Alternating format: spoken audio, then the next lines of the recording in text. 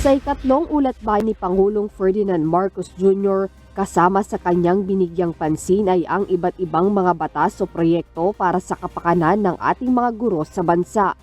Aniya ang kalidad ng edukasyon ay nakasalalay sa kalidad ng ating mga guro sa bansa. But our teachers are not just perfunctory figures in our schools. They are the very foundation of our educational system.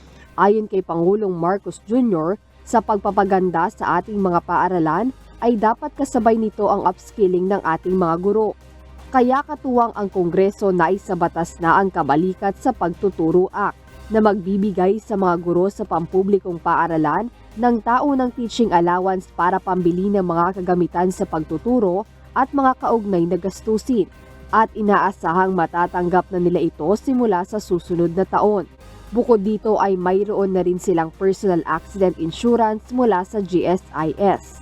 Kasama rin sa binanggit ng Pangulo ay ang tungkol sa Special Hardship Allowance at pag-aalis ng utang taging sa mga guro.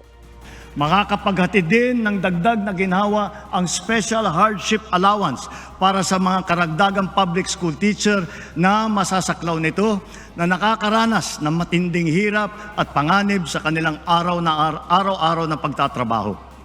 At wala na ring utang taging sa mga teacher. Hindi magiging hadlang ang kanilang pagkakautang upang makapag-renew ng kanilang mga lisensya.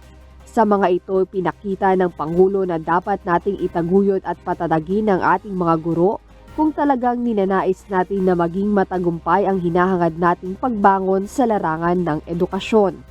Jed Neresina, UNTV News and Rescue. Diyos ang aming sandigan, serbisyo publiko ang aming pinahahalagahan.